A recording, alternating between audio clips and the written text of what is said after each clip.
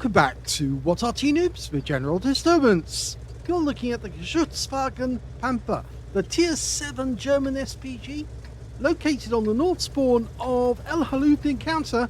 This one is under the command of Agrestino of OLIMP, and he's got 2 marks of excellence on the barrel and skills colours on the vehicle. Game on!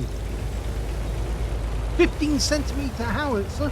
It's capable of 600 alpha, and it will do 39mm of pin, which is not a lot compared to some other Artys, but it's enough to do the job if you're coming up against Tier 5 or Tier 6 Arty, or Tier 6 tanks in that matter. Okay, he's ready to go. Otherwise known as Dracula. It's got a fairly decent range, and he spotted a T-52, or rather one of his teammates has, coming down the road. Let's see what he can do. Rounds out. Oh, well, he fired and he pulled away immediately, so we don't know how close that got to the T-52. He's now spotted the Tiger 1. The good thing is he did change position immediately after he fired, so he was trying to evade counter battery. But anyway, looks like he's going after that Tiger. Oh, he did it again.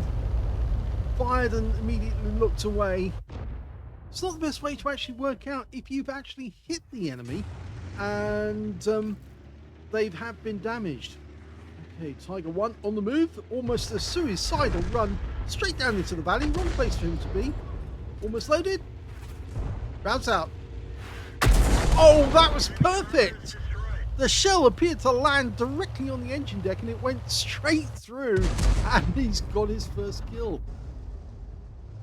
So he does look sometimes. That was a good one to watch. Now that IS-3 is being very... yes, he lost some hit points there from being silly. Rounds out. Can it hit the engine deck? Well, it stunned him, but it wasn't close enough. It did damage his tracks though. And he is taking damage, so we did pick up some stun assist there. So the GW Panther, one of the Artys that never got built, but was planned to be built. They were considering it as the alternative, but the problem was that General Manstein wanted as many Panther tanks as he could get, and therefore none of the Panthers were taken off the production line to turn them into Arty. Krupp had actually done the study. They developed it during 1943 and 1944, but of course during the invasion in 1944 they needed as many Panthers as they could get, because they were losing them quite rapidly to Allied tanks. And so no prototypes were built, and it was supposed to be developed by September of 1943, but never went ahead. They did all the models and everything. T-28 prototype. Okay, some damage. Now the thing about the Panther, which I dislike in the game, is the way that Wargaming have given it a non-turbocharged engine. The Panthers you see at Tier 7 are turbocharged ones, and they've got the relevant horsepower that goes with that turbocharged engine. But the one they put in the GW is a non-turbocharged engine, and that's why it goes so slowly. The vehicle will only do 46 kilometers an hour. With a turbocharged engine, it'd be a little higher, you should say, maybe about 50, 55, and that would be much more in line with what it should be. ARL's looking, unfortunately, in a bad way. T-28 prototype wants him. Get a shell. I think the ARL's doomed. Okay, lines are shot up. The ARL's gone. Oh, he got reticule bloom. He's right at the edge of his field of fire, and it caught him unawares. But he fires the round in, and yes! Second kill. Well, somebody's capping this early in the game, and that's a bit presumptive. I think he thinks they're going to lose the game. Mind you, considering where our tanks are, I think that's probably right. TNH 105 1000 kills the VK2801 in the cap. But now we've got a bit of a problem, because we've got a Progetto 46 trying to come up the other side of the valley. Oh, that was a good shot. He's killed the Progetto, and that's now 3 kills. So that was a good snap. That one worked. And now we've got a Lorraine 40-ton trying to come up instead. Now, they've got very thin armor, so this 600 Alpha could come in very useful. He fires. Oh, it goes long. Yes, I've had that happen to me recently, where you see an enemy tank, you line the shot up as if he continues to go backwards, and instead he goes forwards just at the moment you fire, and the shell misses him. Oh, at least he's gone.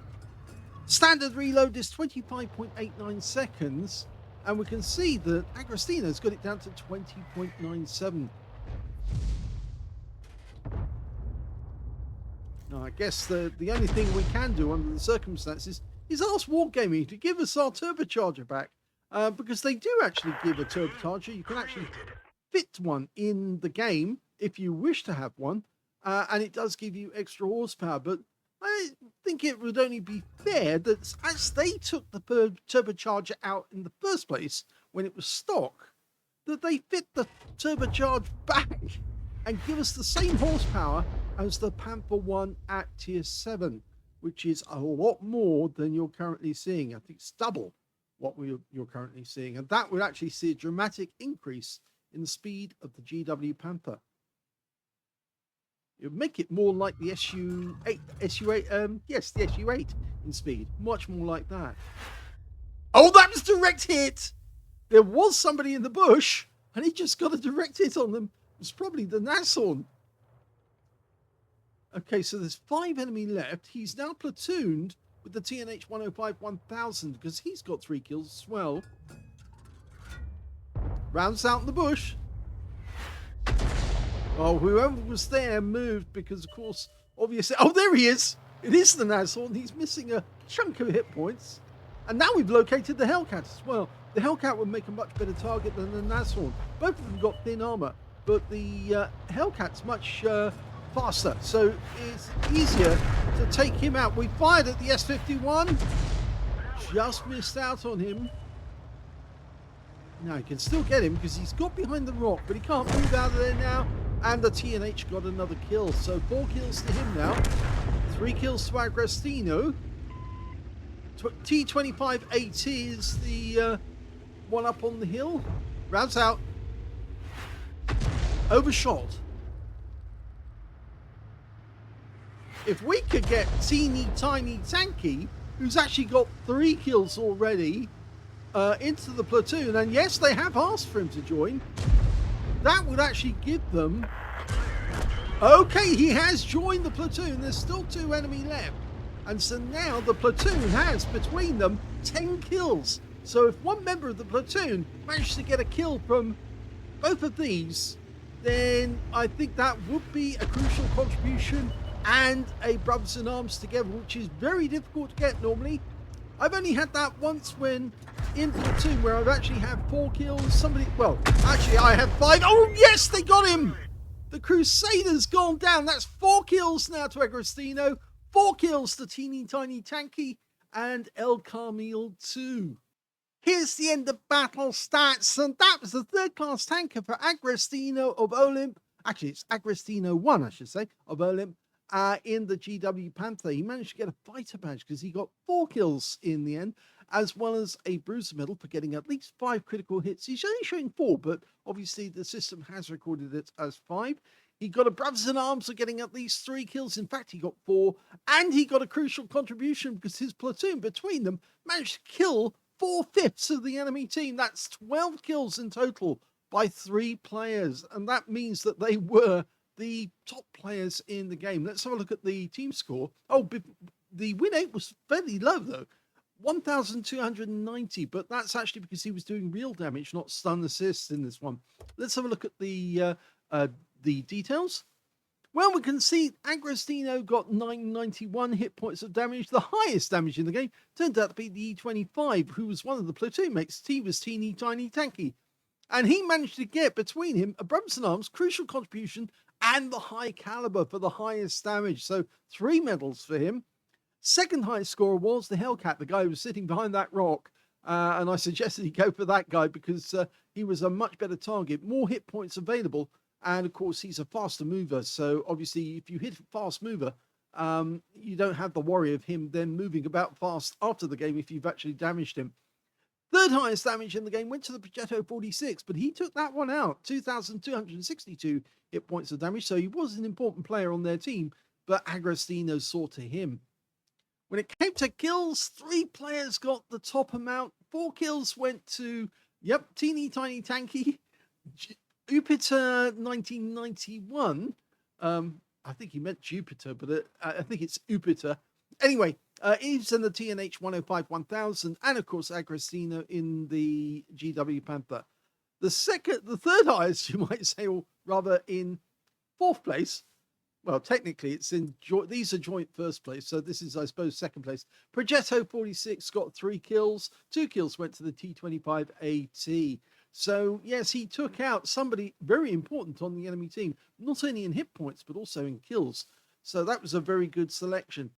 When it came to base XP, it's E25 and the TNH are up front. So the E25 got 1,503. He's the only player to get over 1,000. TNH managed 920, and we can see down here Agrestino got only 696. He still beat everybody on the enemy team, but he was 5th when it came to base XP on his own team.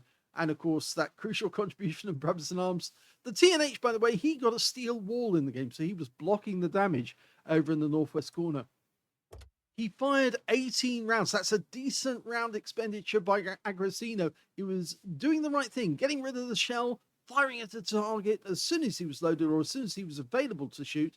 I think there was only a couple of shots where he actually delayed to let the aim dial in or to get a target like the Tiger 1 who was charging down the hill. That was a beautiful one-shot kill right on his engine deck. 5 direct hits on the enemy. None of them were actually penetrations. I thought at least the Tiger would have been a penetrating shot, but it wasn't. 12 splashes though.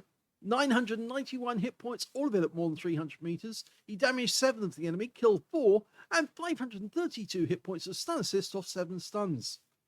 Now, he earned on a free-to-play account 13,395 credits from that game, and he also got 1,392 experience points.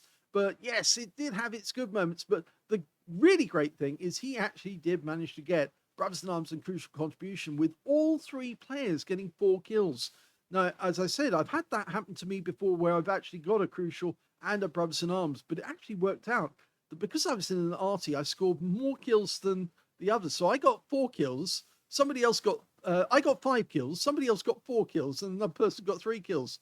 So we all basically covered the difference and ended up with the. Was it me that? I think it was me that got it. I had something like that. Anyway, I think it was enough to get the 12. Yes, I think it was 5-4-3 instead of the 4-4-4. But yes, a great game and superb that they got those last 2 tanks. Because, you know, right at the end of the game, there's always a chance that somebody is going to go mine, and they're going to want those last few kills for themselves. And then they actually deny a really good tank who's been playing well all game of their reward, their just reward. And in this case, it worked out well, and we ended up with the right result. But this is not the only replay we've got featuring the GW Panther. We've got another one that's come in only just today.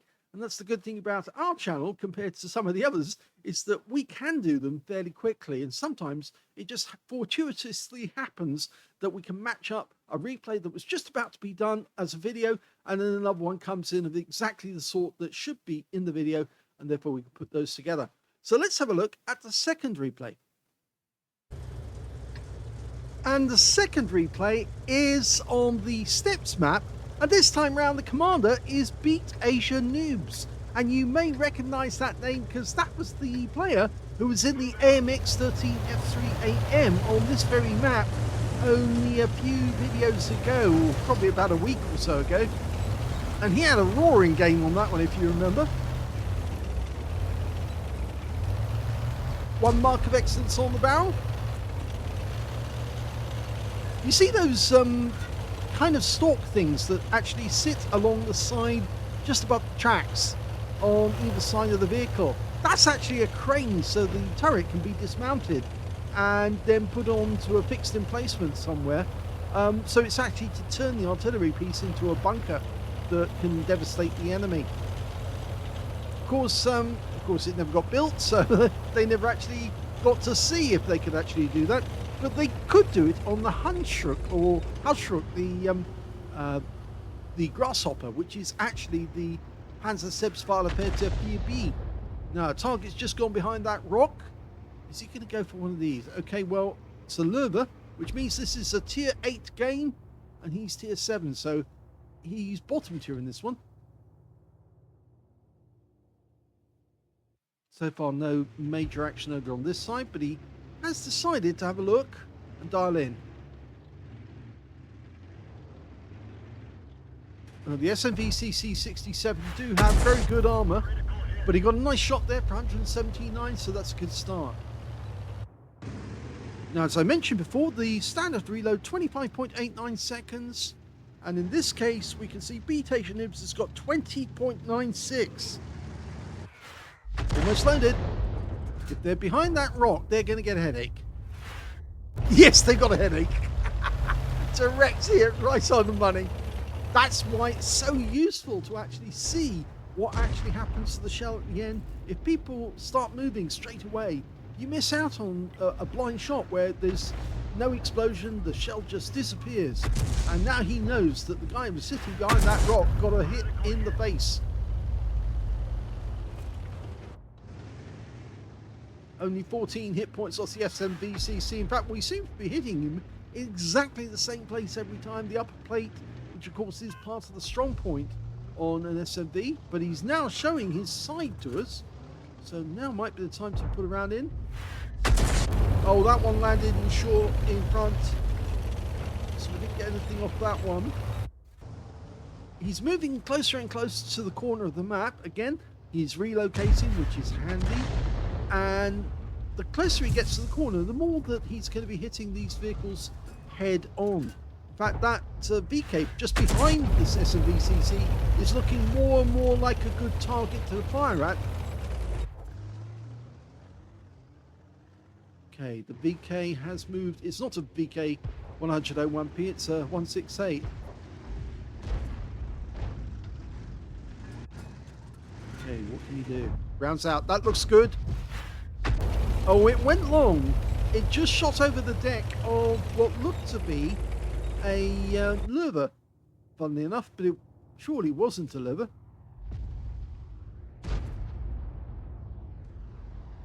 Okay. It is a Löwe. Rounds out. Oh, again, so close.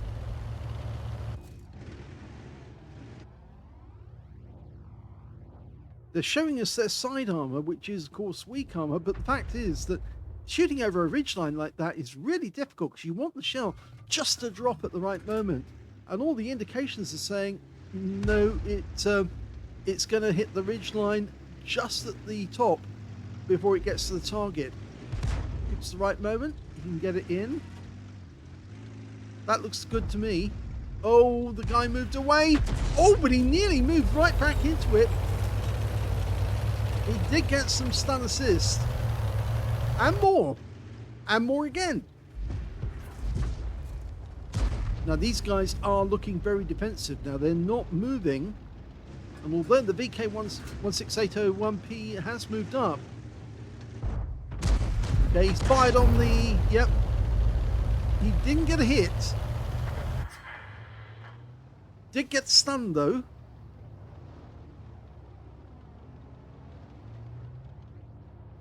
Only the one kill so far.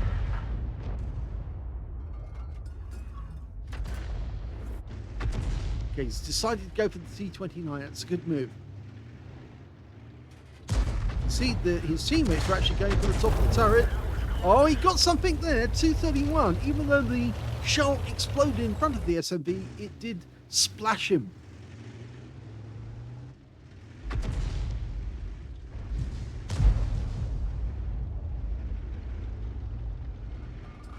Okay, this is going to hit. Rounds out. Oh, no! I cursed it. Oh, dear. Oh, dear. I shouldn't predict then. He's gone over to the other side of the battlefield temporarily.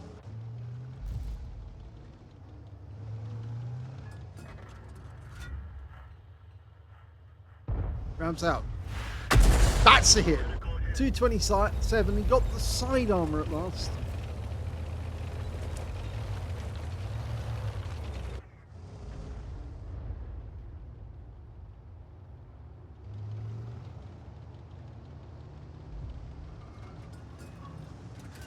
That's it. Lined it up.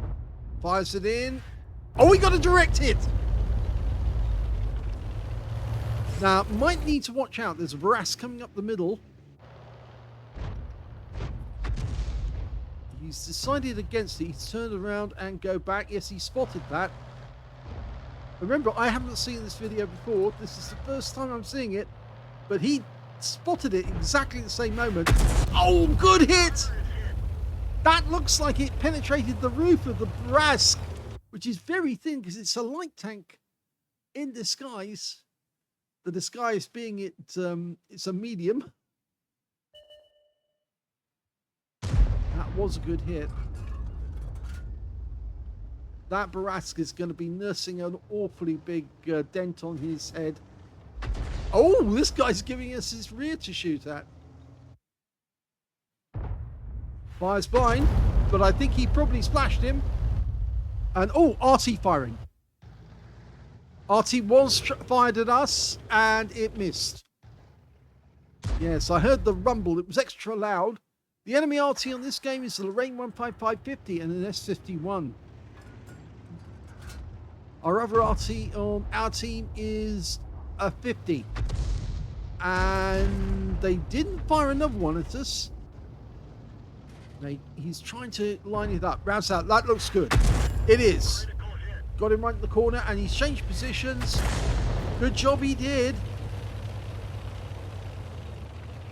He stayed to look and see what happened, but the enemy Arty missed him.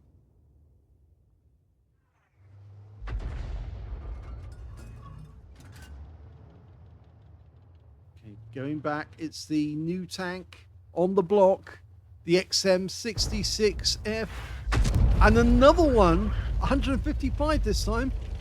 And the enemy Arty still firing and missing.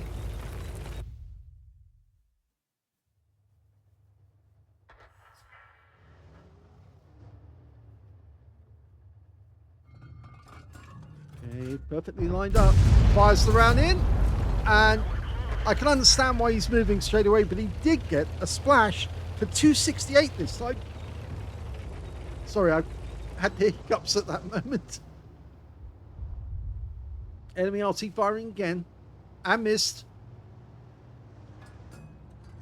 So one of the enemy Arty's wasting his time. He fired this one in rather snappily, but he didn't get anything from it. But it shows that one of the enemy Arty is getting bored with firing at tanks, and instead what he's doing, he's actually trying to hit beatasianoobs instead, and he's wasting his time.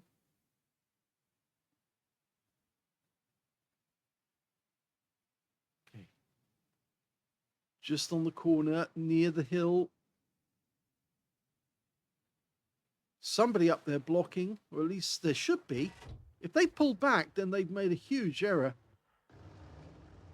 Okay, we're looking at the SM. He might be able to get a kill shot now. He's down to just 84 hit points. Be worth it. Rounds out. He got him! He got him. He knocked the tree down, though. That's a problem, because if the enemy Arty is still looking, he might have seen that tree go down and thought, yeah, I'll have a go at that. Okay. 4 tanks up on the enemy now. We're looking at cleanup. Cleanup on aisle 6.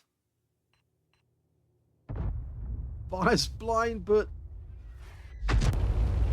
he's trying to hit the spots where he thinks the enemy's going to be. Okay, the SMV CC67 pulled back. Remember, he kept on getting hit in the front. And that Leo looks very tempting indeed. He's lined up.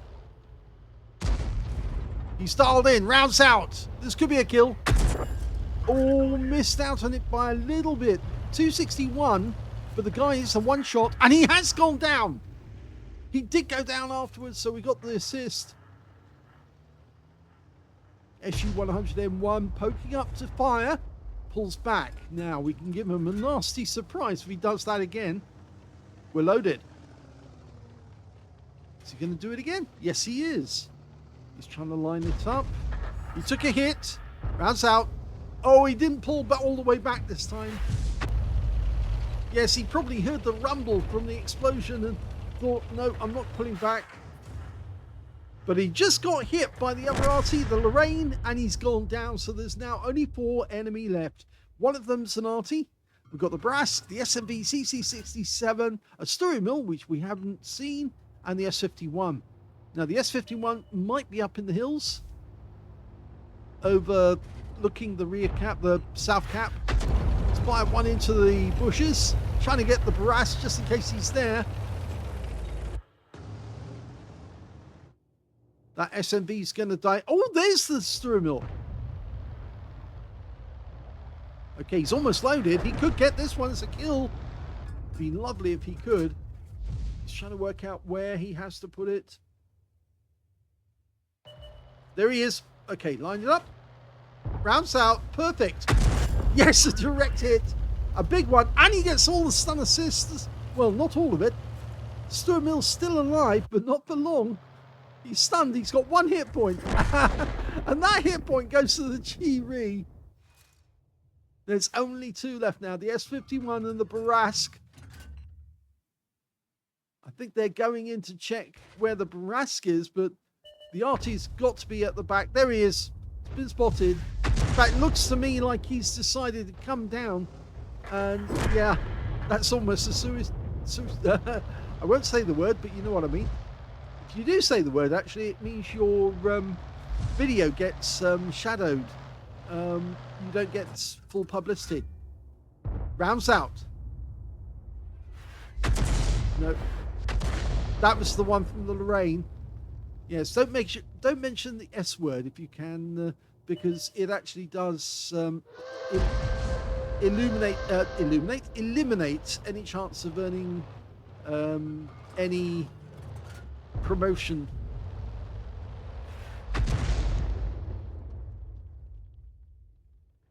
Promotion's not the word, I suppose. Actually, it's just they demonetize it, or they monetize it in a way so that you don't really get anything out of it. You have to use a different word. Oh, very smart by the Brask. He got the E25. He's still got 1 shell left. He could get the type, but we're firing in. Oh, and there's the Lorraine. Okay, so the Lorraine the Type 63 is leaving it for Arty to do the job. So if we can get this one in, we can get the kill. He doesn't want to. Oh, and he's trying to escape. I think he knew that as well, but it was the Chi-Ri who got the kill shot in the end.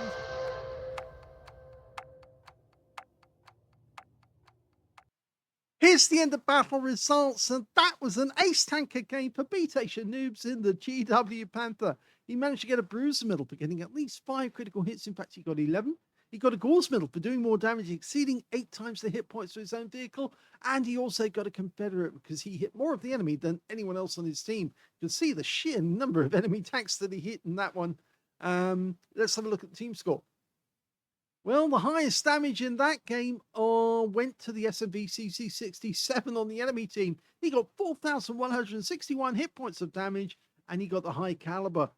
When it came to second place in damage, though, that was beatasianoobs. Most of that damage was done on the SMV-CC. Well, not all of it. A fair amount of it. 3,227 hit points went to him, and 3,019 went to the E25 in his team, the one that unfortunately got nuked by the Brask at the end of the game. When it came to kills, it was the E25 did the best, for 4 kills to him, 3 kills to the Type 63, 2 kills to the Lorraine 15550 and the Chi-Ri, and also to the Brask on the enemy team and their SMV-CC67. And we can see that, yes, there was only 1 kill for beatasianoobs, I'm afraid, on that one, out of that game. But that helped him to get the Confederate. When it came to base XP, though, you can see here that the E25 got 1,243, tier 7. 1,180 went to beatasianoobs, and 1,063 went to the Type 63. So 3 really good players topping 1,000 XP in the game.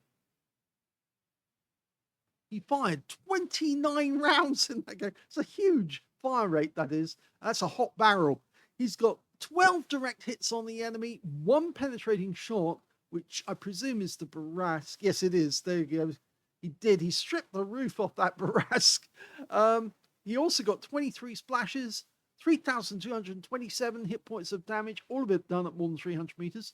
He did get 1 hit by way of splash. It was a near miss. Didn't do any damage to him, but it shows that one of the enemy Arty was trying to counter battery him, managed to work out where he was, just couldn't get the shot on target because, of course, he was relocating. After he'd had a look to see what his shell did, he was moving away to get out of the way of the return shot. 9 enemy vehicles were damaged. 1 was killed. 1,056 hit points of stun assist off 21 stuns. Now, he was on a free-to-play account, and that meant that he actually only ended up with a loss of 17,875 credits, but that's really because he did use the auto resupply of consumables, and he bought them, had to pay full price. Otherwise, it would have been a positive. He did have 2,360 experience points out of that one as well. So a really good game there by beatasianoobs, showing that you can get an ace tanker, even if you're under enemy Arty fire, even if you're under counter battery, you can still move about and get shots on the enemy, even after you stop to have a quick look and see where the shell went, what it did, and so you can work out where to put the shell next time. And yes, a nice ace tanker out of that one. And also to say thank you to Agrestino as well, with his demonstration that you can still get brothers in arms and a crucial contribution with one of the members being Arty. I know we all thought that that was probably a thing of the past after they kept nerfing Arty, but no, he's still got it. You can still do it. And so, yes, you should try if you can. If you enjoyed those replays, please give this video a like, do subscribe to our channel, leave a little comment down below because it feeds the algorithm. And thank you for watching.